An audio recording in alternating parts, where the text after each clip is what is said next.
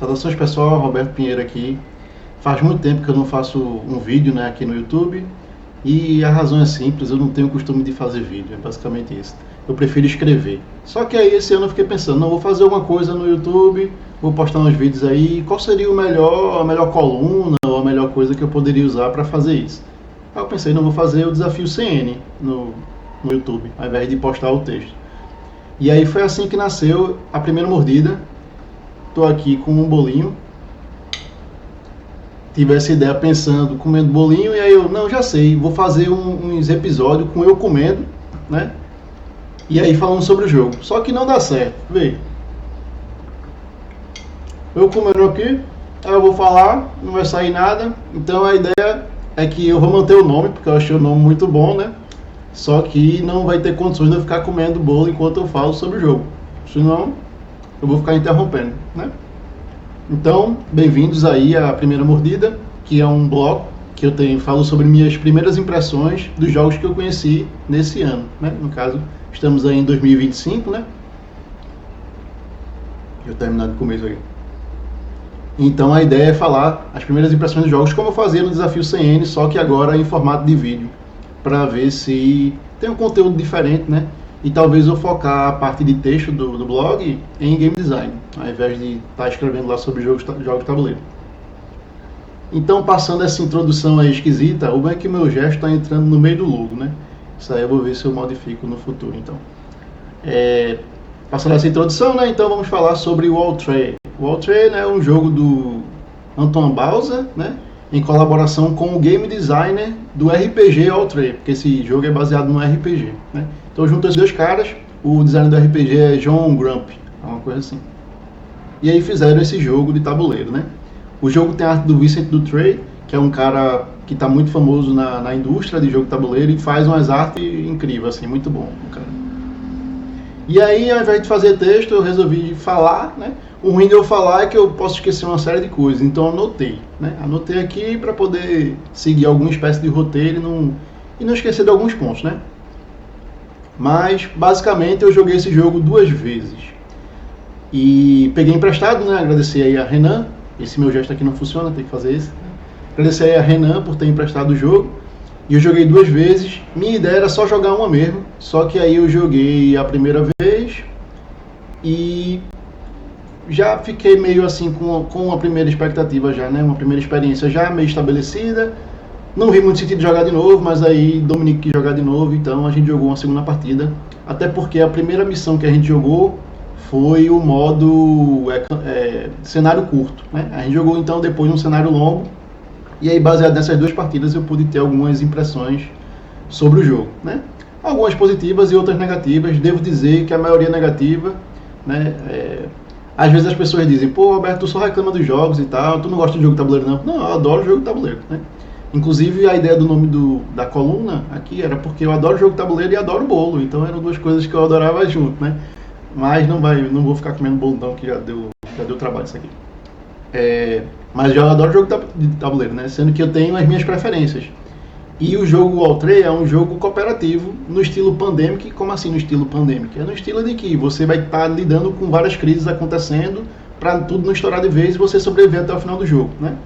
Então o objetivo do jogo é você sobreviver por todos esses percalços, né? Chegar até a última página do cenário e conseguir vencer, provavelmente passando em algum teste. Então o jogo All Trade é um jogo de testes, tal qual a maioria dos RPGs, né? Você joga os dados, tem que passar, tem um sucesso ou vários sucessos para poder passar nos testes de skill, né? Que ele chama de habilidade. E o jogo se desenrola em enrolagem de dados, em cima de enrolagem de dados. O RPG, pelo que eu fui ver, é um RPG narrativo. E pelo que eu vi, não tem dados nele. Então talvez, não sei se é porque são dados de 6 faces comuns, né? Não fui muito atrás não. Então talvez o jogo não tenha dado. E a mecânica de dado tenha surgido por causa do Bauza e não por causa do game designer do jogo de RPG, né? Mas não sei, não fui atrás também, porque eu já parei de jogar RPG faz muito tempo. Mas o jogo de tabuleiro, ele tem um feeling de resolução de jogo de RPG, que é você jogar dados e conseguir um sucesso, né? E esse para mim é um dos maiores problemas. Eu não gosto de Arkham Horror, por exemplo, Eldritch Horror, que tem essas mecânicas de rolar dado e conseguir sucesso. Porque o sucesso é tipo só no 6. Então é uma chance em 6 de conseguir sucesso. Em Outrey eles mitigam isso um pouco, porque você tem, se eu não me engano, 2 faces com sucesso, só que em uma delas você perde vida para ter sucesso. Então já melhora, né? Então, e também dá um propósito à vida do personagem, que só tem, entre aspas, essa utilidade, né? Então eu acho que esse é um aspecto positivo, mas que não é positivo o suficiente para eu achar legal a mecânica dos dados.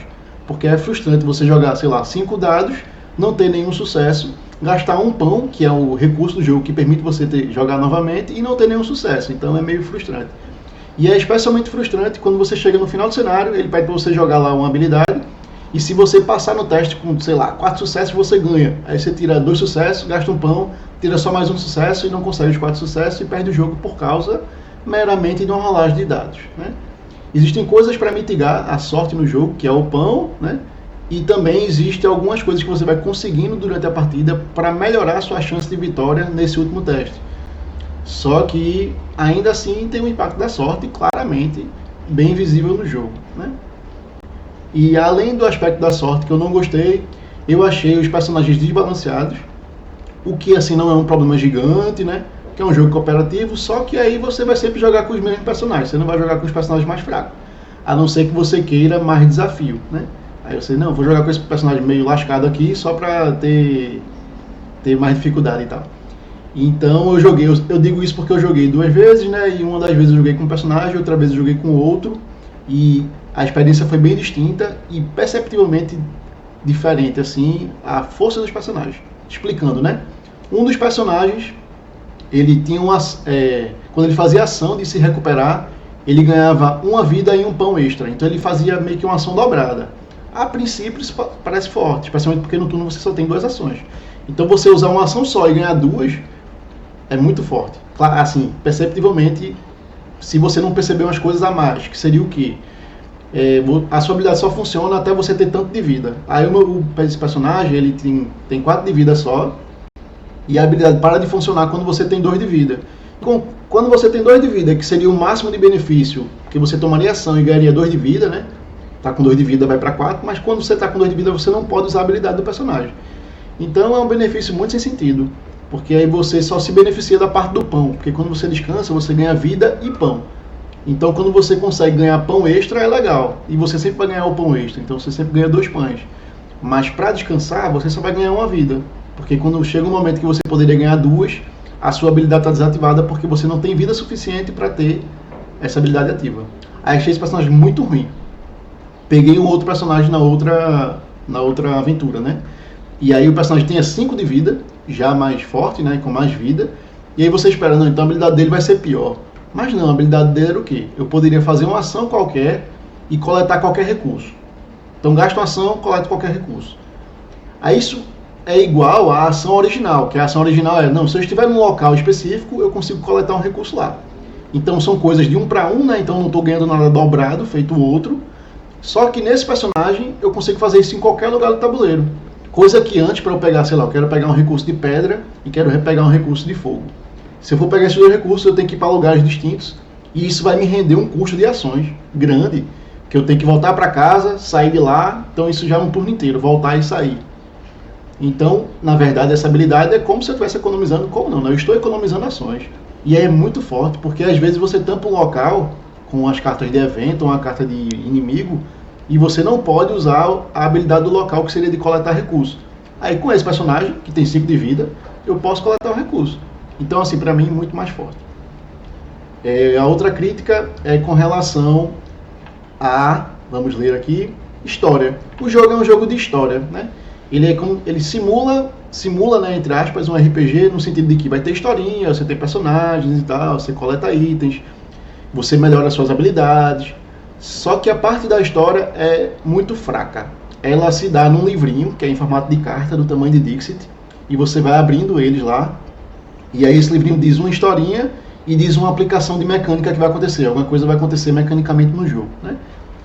E a historinha é ignorável, você pode ler, você pode até achar fofinho e tal, interessante, mas não tem impacto, não prende, não, e as aplicações mecânicas também não são tão interessantes assim. Aí eu vou falar um spoilerzinho, vou botar aqui um sinalzinho de spoiler, se você quiser você pula, mas, bom, acho besteira você pular, mas se você quiser pular, você pula, para não estragar a experiência, né? Porque se você for jogar o jogo pode estragar. Aí quando acabar esse símbolo de spoiler é porque acabou o spoiler. Tem um dos cenários que é você enfrentando um dragão. E aí o dragão são 10 páginas dessa, então vai rolar 10 vezes isso aí. E isso rola quando você dá um loop completo nas ações do jogo que tem. Numa trilhazinha de ações do jogo que tem.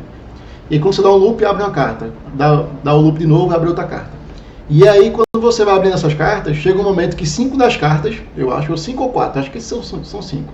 Isso é metade da história. É só um dragão se movendo de local em local. Só. E ele se move para um local aleatório que você rola lá.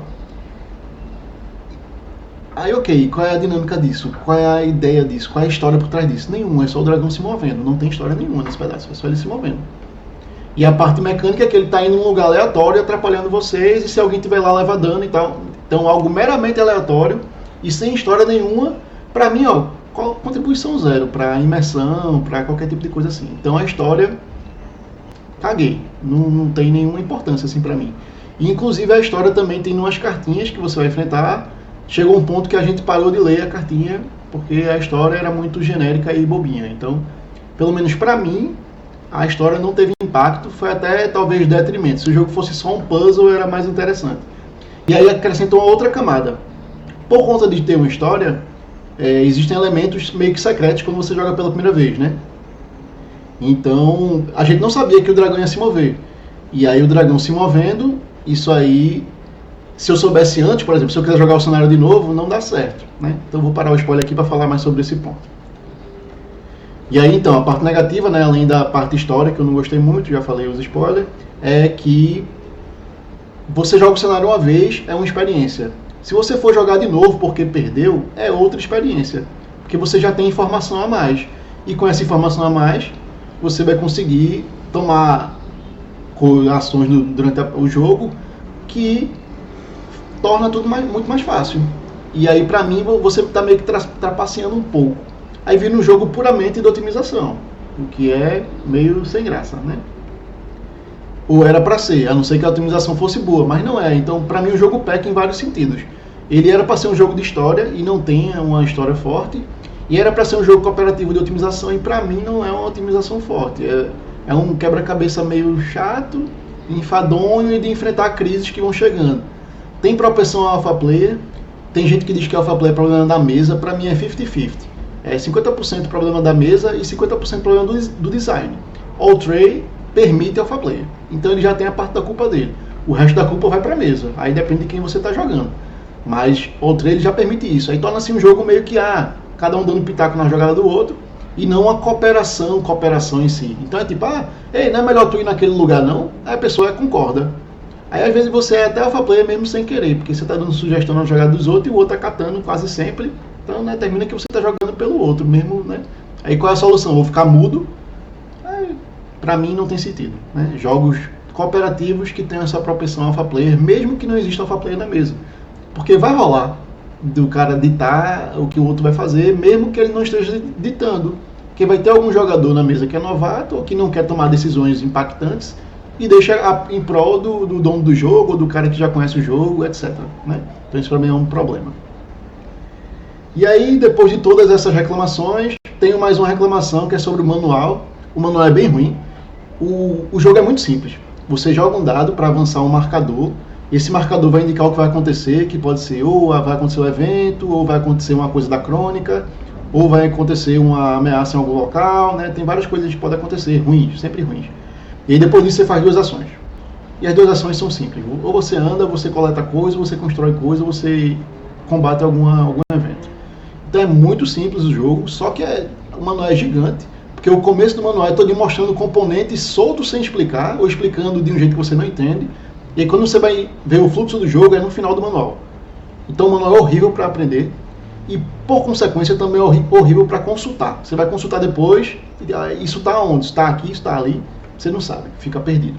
Então, para mim o jogo tem vários problemas, ele não divertiu, mas ele não divertiu porque eu não gosto da dinâmica dos dados.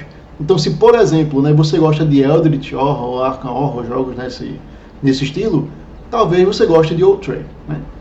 Ele tem uma rejogabilidade limitada, porque pra mim, se você jogou e perdeu, jogar de novo, você está um pouco trapaceando, mas ainda tem um pouco de lazer, porque você está tentando a vitória, né? Mas assim que você conseguir a vitória, eu acho que não tem tanto motivo para retornar. porque os cenários não mudam muito. As crônicas são fixas, né, e elas vão seguir aquela ordem. Aí tem crônica que você escolhe uma coisa ou outra e aí muda, tem um fluxo diferente, né, como se fosse uma bifurcação na história, mas não me parece algo extremamente assim de rejogabilidade e tal. E aí tem algum ponto positivo nesse jogo? Tem. O jogo é muito bonito, muito mesmo. Assim. A arte é incrível, os componentes também são incríveis. São mipozinho de madeira, em formato de cavaleiro, impresso nas laterais assim, o bonequinho bem bonitinho lá. Os recursos também é tudo, eu acho que é impresso, não é adesivo não. E aí é uma qualidade muito boa mesmo. Assim. Só que aí toda essa boniteza, para ter uma história meia boca, todo o capítulo da história tem uma artezinha, então tem arte em tudo que é lugar nesse jogo. Então o jogo é bonito, com certeza, mas pra mim não valeu a pena, né? Mas não valeu a pena por uma questão importante, né? Que eu não gosto de cooperativos assim. Se você gostar, talvez seja uma boa pedida pra você, até porque eu já vi esse jogo em promoção, né? Talvez você goste desse estilo, e aí vale a pena pra você. Vou encerrar aqui, que o vídeo já tá muito longo para uma primeira impressão. Espero que tenham gostado, deixem aí seu feedback. O nome vai continuar sendo Primeira Mordida, mas eu não vou ficar com medo não, porque se eu for comer, vou pegar aqui, não vou comer, aí você não entende o que eu estou falando, eu vou parar aqui no meio da fala, para mastigar e engolir, não rola, né? Então, valeu pessoal, mudar o lugar do logo para meu joinha do lado esquerdo funcionar. Até a próxima aí, espero que tenham gostado, valeu.